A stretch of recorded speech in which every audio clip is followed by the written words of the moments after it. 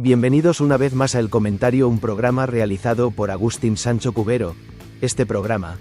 está disponible en YouTube y en las principales plataformas de podcasts. No te olvides de suscribirte, es gratis. A continuación empezamos el programa. Bienvenidos a todos los oyentes de este programa, un informativo semanal sobre la España rural que se ofrece dentro del podcast El Comentario.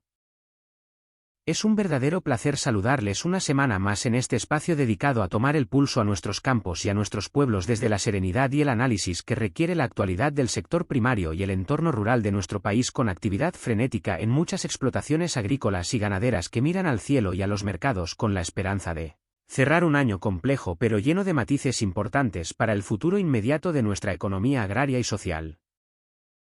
Comenzamos este extenso repaso a la actualidad de los últimos 5 días poniendo el foco en uno de los termómetros más sensibles de nuestra agricultura, como es el sector del aceite de oliva, que atraviesa una semana clave en plena campaña de recolección en la mayoría de las zonas productoras, y es que los datos que nos llegan desde las principales lonjas y observatorios de precios como el de la Junta de Andalucía o Infaoliva nos dibujan un escenario de corrección y estabilidad que contrasta vivamente con las tensiones vividas en campañas anteriores, puesto que en estos últimos días hemos visto cómo el precio del aceite de oliva virgen extra se ha situado en el entorno de los 4,50 € por kilogramo en origen, una cifra que, aunque sigue siendo rentable para muchos productores, marca una distancia considerable con los máximos históricos que asfixiaron al consumidor en el pasado reciente.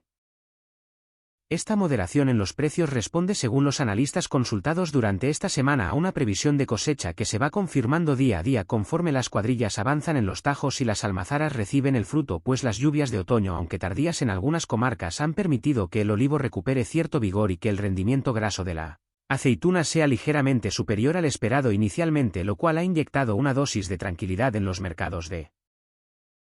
futuros y ha permitido a las envasadoras planificar sus compras con mayor racionalidad, evitando el acopio por pánico que tanto distorsionó la cadena de valor en los 2 años previos. Sin embargo, no todos son luces en el horizonte del olivar, ya que organizaciones agrarias como Asaja y COAC han alertado en estos últimos días sobre el incremento de los costes laborales y de los insumos, que no han bajado al mismo ritmo que el precio del aceite en origen, lo que podría estrechar peligrosamente los márgenes de beneficio para el olivar tradicional y de montaña, que no puede competir en volumen con las grandes plantaciones en seto y superintensivas que proliferan en otras latitudes y que están transformando la fisonomía de nuestros paisajes agrarios a una velocidad de vértigo, planteando un debate profundo sobre el modelo de agricultura que queremos para nuestra España rural. Cambiando de tercio, pero sin abandonar la tensión que se respira en el campo, debemos abordar la creciente movilización que se está gestando en las carreteras y plazas de nuestro país, pues en los últimos 5 días se han intensificado las asambleas y reuniones en las cooperativas para organizar las protestas convocadas para mediados de este mes de diciembre, concretamente para el próximo día 16 y 18, donde se espera que miles de agricultores y ganaderos vuelvan a alzar la voz frente a las instituciones europeas y nacionales por un motivo que ha vuelto a cobrar una actualidad candente, como es el acuerdo comercial entre la Unión Europea y los países de Mercosur. Las noticias que llegan desde Bruselas y que han tenido eco inmediato en las sedes de las organizaciones agrarias españolas sugieren que la ratificación de este tratado podría ser inminente, lo que ha encendido todas las alarmas en sectores sensibles como el vacuno de carne, los cítricos o el azúcar, que ven en la entrada masiva de productos sudamericanos una competencia desleal al no exigirse a dichas importaciones los mismos estándares sanitarios, laborales y medioambientales que cumplen escrupulosamente nuestros productores europeos, y que suponen un sobrecoste que les resta competitividad en un mercado global cada vez más agresivo y menos protegido. Durante este fin de semana hemos escuchado declaraciones contundentes de líderes sindicales agrarios en diversas comunidades autónomas, desde Valencia hasta Castilla y León, advirtiendo que si no se establecen las famosas cláusulas espejo para garantizar la reciprocidad en las normas de producción, el campo español se verá abocado a un cierre patronal sin precedentes y a una conflictividad social que podría paralizar nodos logísticos importantes justo en las vísperas de las fiestas navideñas, una amenaza que el Ministerio de Agricultura intenta desactivar mediante reuniones de urgencia que se han estado produciendo hasta hace pocas horas, sin que por el momento se haya llegado a un punto de encuentro satisfactorio para las partes implicadas. En otro orden de cosas y mirando hacia la gestión administrativa que tanto pesa en el día a día de nuestros profesionales del campo, esta semana ha sido crucial para el cierre de los pagos de la política agraria común correspondientes al año 2025, pues el Fondo Español de Garantía Agraria ha informado de que se han abonado ya más de 4.000 millones de euros En concepto de ayudas directas y desarrollo rural, una inyección de liquidez que resulta vital para que muchas explotaciones puedan afrontar el inicio de la sementera y las inversiones necesarias para la próxima campaña, aunque no han faltado las voces críticas que señalan incidencias informáticas y retrasos en algunas comunidades autónomas que han dejado a cientos de expedientes en el limbo burocrático a la espera de subsanaciones que llegan con cuentagotas. Es importante reseñar que dentro de las novedades que nos ha dejado la actualidad de esta semana se encuentra la flexibilización de ciertas normativas veterinarias que tenían en vilo a los ganaderos de vacuno, pues el gobierno ha confirmado tras intensas negociaciones que se aplazarán hasta bien entrado el próximo año algunas exigencias relativas a la identificación electrónica y a la figura del veterinario de explotación, una moratoria que ha sido recibida con alivio por un sector que se siente asfixiado por la carga administrativa y que denuncia que pasa más tiempo rellenando papeles frente al ordenador que cuidando de sus animales en los establos o en los pastos. Y hablando de ganadería, no podemos obviar la preocupación que sigue latente en las zonas rurales por la evolución de las enfermedades animales, pues en los últimos 5 días se han notificado nuevos focos de la enfermedad hemorrágica epizootica en zonas que hasta ahora se consideraban libres o de baja prevalencia, lo que ha obligado a las autoridades sanitarias a restringir movimientos de ganado y a extremar la vigilancia en las ferias ganaderas que se celebran en estas fechas prenavideñas, afectando a la rentabilidad de las explotaciones de vacuno, que ven cómo sus animales pierden valor comercial o sufren secuelas productivas que lastran la viabilidad económica de las granjas familiares. Si levantamos la vista de la actividad agraria y observamos la realidad social de nuestros pueblos, la semana nos deja titulares preocupantes en materia de vivienda y servicios públicos, ya que varios informes presentados en los últimos días por plataformas contra la despoblación ponen de manifiesto que el acceso a la vivienda en el medio rural se ha convertido en una misión imposible para los jóvenes que desean instalarse en los pueblos debido a la falta de oferta de alquiler y al estado de ruina de gran parte del parque inmobiliario existente, que requiere de inversiones millonarias para su rehabilitación que no siempre encuentran el respaldo de las ayudas públicas.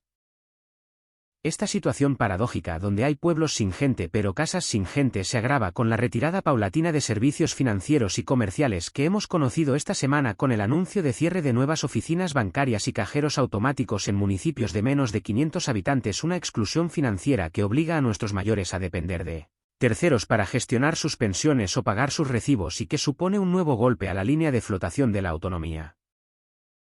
personal de quienes resisten habitando la España vaciada. No obstante, también hay espacio para la esperanza en la crónica de estos días, pues hemos conocido iniciativas pioneras en comunidades como Aragón o Extremadura, donde ayuntamientos y asociaciones vecinales han puesto en marcha cooperativas energéticas locales que están permitiendo reducir la factura de la luz a los vecinos y generar ingresos para las arcas municipales mediante la instalación de placas solares en edificios públicos y terrenos comunales, demostrando que la transición energética puede ser una oportunidad de desarrollo si se hace contando con el territorio y no a espaldas de él, como ocurre con los megaproyectos que tanta contestación social generan. Volviendo al terreno puramente agronómico, merece la pena detenerse en el balance hídrico que nos deja el inicio del mes de diciembre, pues las precipitaciones registradas en la vertiente atlántica y en el norte peninsular han servido para aliviar la situación de los embalses de la cuenca del Duero y del Ebro, que se encuentran en niveles aceptables para afrontar la campaña de riego del próximo año, si bien la situación sigue siendo crítica en las cuencas internas de Cataluña y en el sur y sureste Mediterráneo, donde la lluvia ha sido escasa o inexistente en los últimos días, manteniendo la alerta por sequía y las restricciones al uso del agua agrícola, que ya se dan por seguras para la primavera si no cambia radicalmente el patrón meteorológico en las próximas semanas.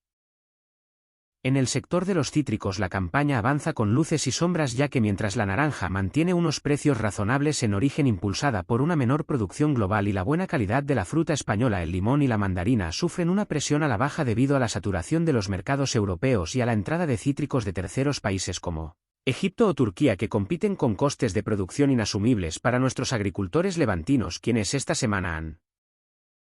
protagonizado actos de protesta simbólicos regalando cajas de fruta a las puertas de grandes superficies para denunciar que el precio que paga el consumidor multiplica por 10 el que percibe el agricultor.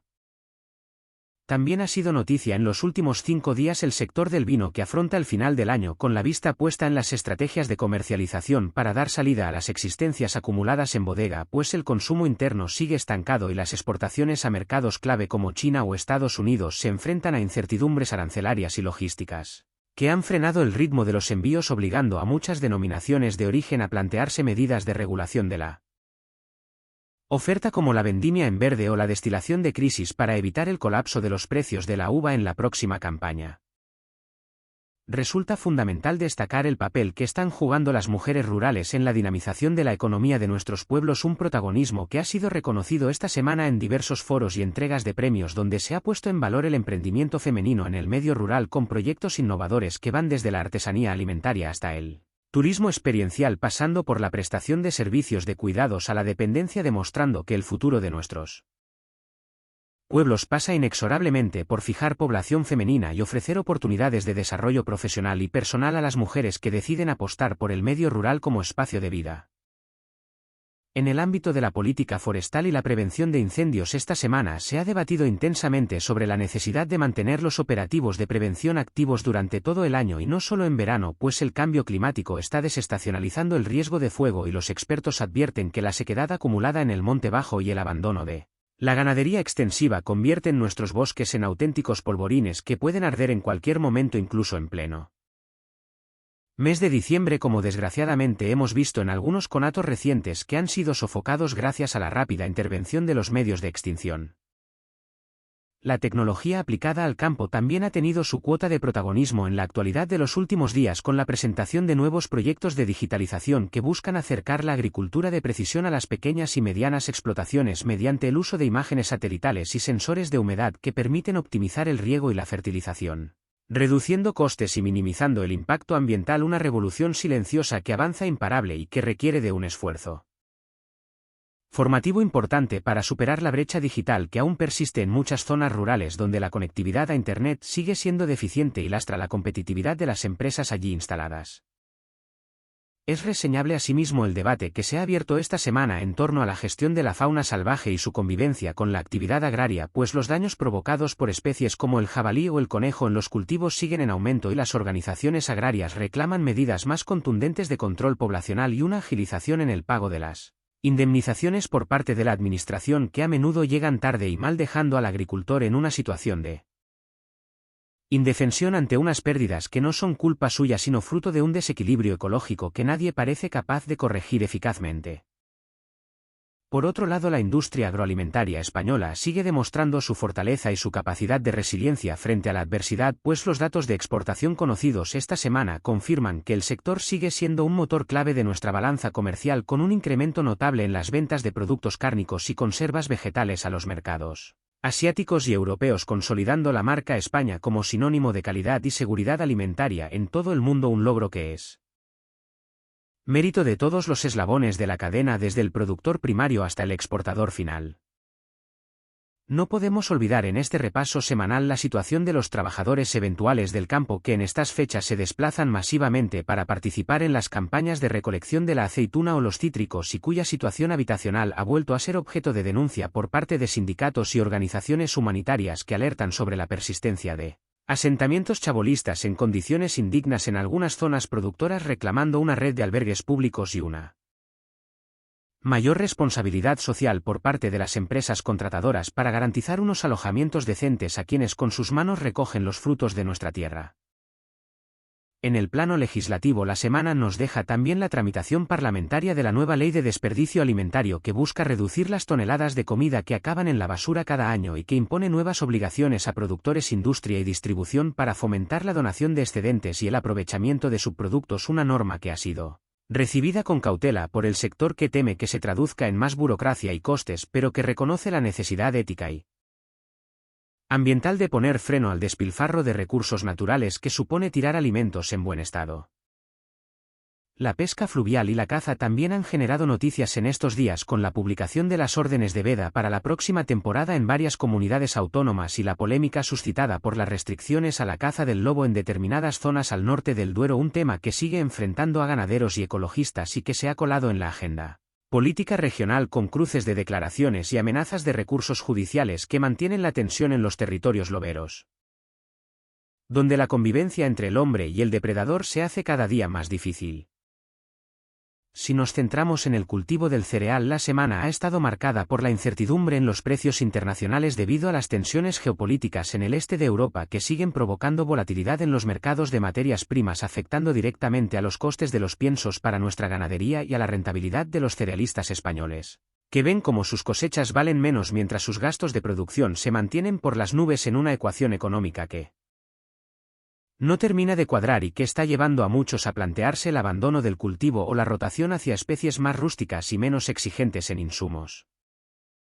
La apicultura atraviesa igualmente un momento delicado, según hemos podido saber esta semana, pues la producción de miel ha caído en picado en muchas zonas debido a la sequía y a la presión de la avispa asiática y el abejaruco, lo que, unido a la competencia de mieles de baja calidad procedentes de China, está poniendo en peligro la supervivencia de muchos apicultores profesionales que reclaman un etiquetado más claro que permita al consumidor diferenciar la miel española de mil flores de los sucedáneos importados que inundan los lineales de los supermercados a precios de derribo. En cuanto al turismo rural, las previsiones para el próximo puente de la Constitución y las fiestas navideñas que se han conocido estos días son optimistas, con niveles de ocupación que rozan el lleno en muchas casas rurales y hoteles con encanto del interior peninsular, confirmando que el viajero busca cada vez más experiencias auténticas y contacto con la naturaleza para desconectar del estrés urbano, lo que supone un balón de oxígeno para la economía de comarcas que viven del turismo como complemento indispensable a la actividad agraria tradicional. La formación profesional agraria también ha sido protagonista esta semana, con la presentación de nuevos ciclos formativos adaptados a la realidad tecnológica del campo que buscan atraer a jóvenes talentos hacia un sector que necesita urgentemente un relevo generacional cualificado capaz de manejar drones, interpretar datos agronómicos y gestionar empresas complejas en un mercado globalizado, rompiendo con el estigma de que la agricultura es una profesión de pasado y reivindicando su papel como sector de futuro y de innovación constante.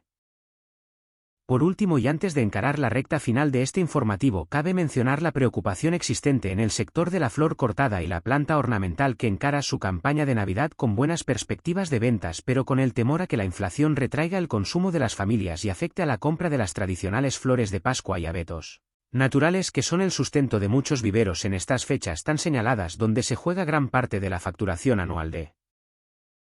estas empresas familiares.